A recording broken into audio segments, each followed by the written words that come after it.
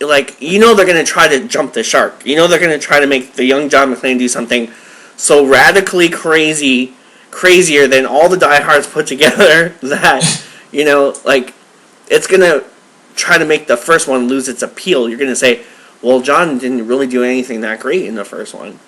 You know? And that's kind of the intent with a lot of movies today. You see that with Terminator Genesis. Yeah. It's like they try to outdo what they did before, and they try to package it as refreshing, or because when it comes to Die Hard 6, I don't want to see this prequel sequel idea, because I know they said that, well, Bruce Willis, he's gonna be in it for more than 10 minutes. I'm like, bullshit.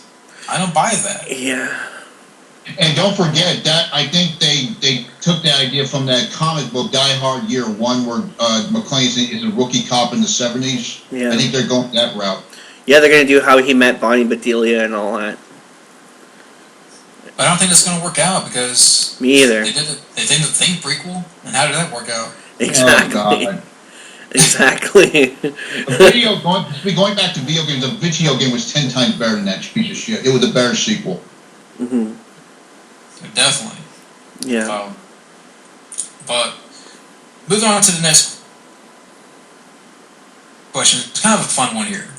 Okay.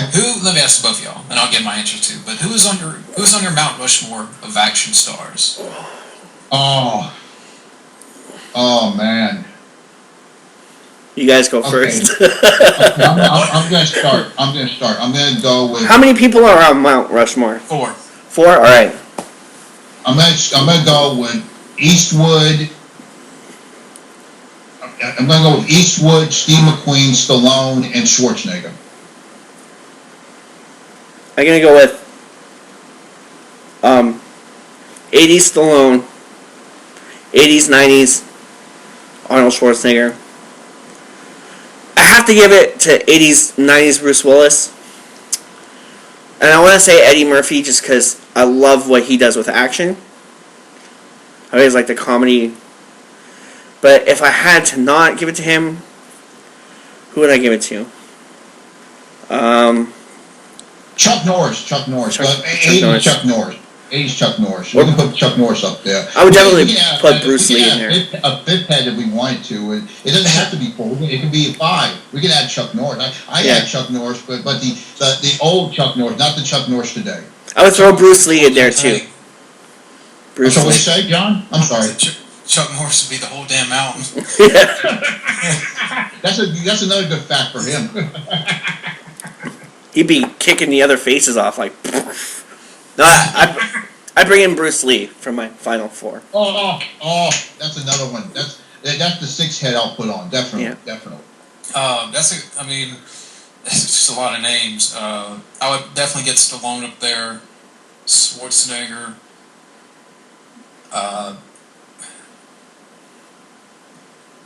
I'll put Bruce Lee and Chuck Norris. So it's like Matt's. It's like you still got Van Damme, you still got... That's true, I totally forgot about... Like, I do love Van Damme, too. So, Jean-Claude, if you're watching, man, I love you, too. You know, make that Yeti movie. I want to see that. I was trying to think of other action stars we're forgetting about. Clint Eastwood, he's definitely respected. Early Seagal. Seagal, yeah, definitely. Yeah. Definitely his early days. Yeah. I don't want the current Seagal face on that mountain. Oh, Jesus Christ. You take up the whole mountain. I'm gonna add this other guy as the 7th head on my Rushmore, because I think he's very underrated, and he kind of created the vigilante action genre, and he no longer looks to, of course, Charles Bronson. Oh yeah. Oh, yeah, definitely. Once Upon a Time in the West, definitely my favorite Charles Bronson movie of all time. Or the Death Wish films. The Death Wish film, the classic, the Mechanic. That guy is so underrated. I was just thinking about Steven Seagal's face on that mountain, especially the current Seagal. He would have a chicken wing in his mouth. Or drinking a Mountain Dew. And maybe Mel Gibson, but not looking like Goldie Hawn. Because I find they look alike. Or Harrison Ford, I forgot about him. Mm-hmm. Yeah, Peter Weller. Definitely. Peter Weller would be great up there. And And speaking of Seagal, kind of leading to the next question, and I know we've talked about this before, but do you think there should have been a Van Damme Seagal film, and is it too late? It's never too late. I'm going to start with it because in the 80s, Stallone and Schwarzenegger ruled the 80s. In the 70s, it was of course, in rivalries as well. In the 70s, there was Eastwood and Bronson. In the 80s, there was Schwarzenegger and Stallone. In the early 90s, it was Van Damme and Seagal, because in the early 90s, they would come out with 90 to 91, they would come out with a film at the same year, 90 to 91, and so of course that it created like that tension of a rivalry and back to back, and they talked about can Van Damme kick Seagal's ass, or should they be in the movie together? And it would have been interesting. I think it would work back in the 90s or somewhere around the mid or late 90s, before all the shit that happened with them. I could see it happening back then, of course. And when you think about it too, during that time period, like you were just saying, during that time period, Stallone and Schwarzenegger slowed down. Like, really slowed down. And Van Damme and Seagal went into this, like, DVD purgatory where they had, I remember a time when it felt like almost every week there was a different Van Damme Seagal movie in the video store, just one after another, like straight to DVD in your face all the time,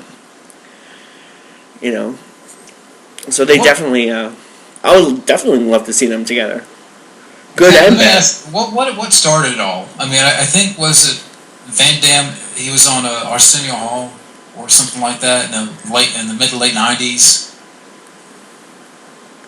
Arsenio Hall went off around 93, so I think there was a story there that there was a story that Van Damme and Seagal were at Sly's party and they got into a fight or something happened. Yeah, it was 1997. Yeah. He was on another show, too, where he was doing dancing and stuff, and he was saying, he was just talking shit about Sly and Arnold. He was doing impressions and... Who's Seagal? No, Van Damme. Well, this was back when he was on drugs, so I don't condemn him for that, because he cleaned himself up, but still... Also, he's very bipolar. He's on a lot of medications. Van Damme. Yeah. But why do you think it's taken this long to do it? I mean, especially, in their direct-to-video era, I think ego is definitely a part of it. And I think, I know Van Damme said in an interview a while back when Expendables 2 came out that he would love to have Seagal in a future Expendables film. If he would get in shape a little bit. And we really haven't heard anything from Seagal's side, which kind of tells me that he's a guy that's still holding on to this grudge after 20 years. Yeah. And you kind of think of it like the attitudes they have. Like, Van Damme's very cocky and jokes a lot. And even with his reality show, he would be joking with people, and people would be taking him seriously. But it wasn't. You can kind of see that he wasn't doing that. Like, maybe it was the language barrier or whatever. And then when you get to Seagal is always very serious. It's like you always have to pay respect to Seagal. Whether it was when he was beating up his deputies on that sheriff show.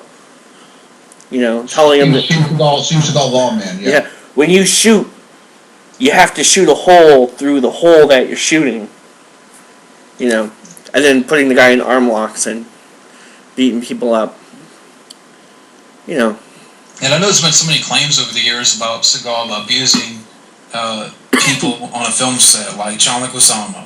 There was something going on, an executive decision where Seagal threw him against the wall. I don't know if any of that's true. I can see it, because even in interviews and that, he's really serious. Like, I don't think he can really take a joke. You remember that story about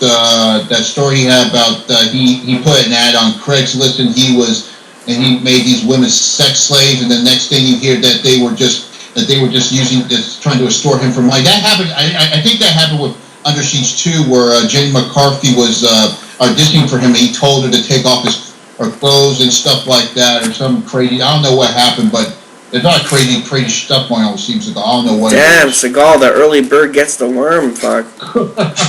I've heard some crazy stories. I mean, I've heard one story. I don't know who told it, but Seagal was at like a strip club or something like that, and he was VIP. And next thing you know it, he's ordering like 3 chili dogs in the strip club. Oh God! I wouldn't be eating chili dogs from a strip club. I'm like, but I think it's just ego. I mean, and where's Seagal? What happened to him? I don't know. My favorite Seagal story is I saw it on Joe Rogan. They were saying that Ronda Rousey's trainer, Judo Gene LaBelle, they were on some film set. Aren't they related? Ronda Rousey and Judo, yeah, I think it's her uncle. And they were on a film set, and Seagal was saying he has this move to get out of any chokehold, no one can contain him. He's unstoppable. So Gene puts him in a headlock, knocks him out. Then he comes back, okay, let's do it again. You know, I wasn't ready. So, same setup, bam, it gets him in a chokehold. And he was saying something like Steven must have had like a really big steak dinner, or just came back from a really big steak dinner, and that Seagal shit himself when he knocked him out. That's my favorite Seagal story. And Seagal, if you're watching this, don't kill me.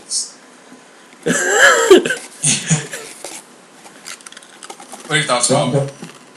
You know, I love Steven Seagal. I don't know what happened to him. He was a badass back in the day, but now I don't know what to think of him anymore. I mean, don't forget Stallone wanted him for Expendables, but he had some grudge with the producers, so he couldn't do that. And that would be a good comeback for him if he dropped that grudge. I don't know if there's still hope for that guy. You know, I have hope for Van Damme. I mean, he's admitted to his mistakes. He's still hanging there. His straight to DVD movies are 10 times better than Seagal's. I know, so Van Damme's. Not all of Van Damme's straight-to-DVD films aren't perfect, but at least he put some effort into it. Seagal is not putting effort into it. You see his recent straight-to-DVD movies, right? I think I saw one of them where it wasn't even his voice on it. Exactly. He's putting no effort. He's putting no effort into his work. A dangerous man. Is still putting effort into his work. Not Seagal isn't. I don't know. Yeah. I don't know. Why is he so fucking lazy? That's what KFC does for you. All those double downs, man. Yeah. Oh, yeah. He's been hanging out with the KFC Colonel too much. Yeah. It's finger looking good. Seagal should just do that KFC commercial. But, he'd be like, "What's your order? I'll take the chicken." Which one? All of them. When I say the chicken, I mean all the chicken. Hurry up, bitch. Yeah. But you talked about his voice change, because I remember that happened to Bo the Beast a lot. Mm-hmm. That to me is more of a comedy than an action film, because there's a lot of ridiculous moments in that film.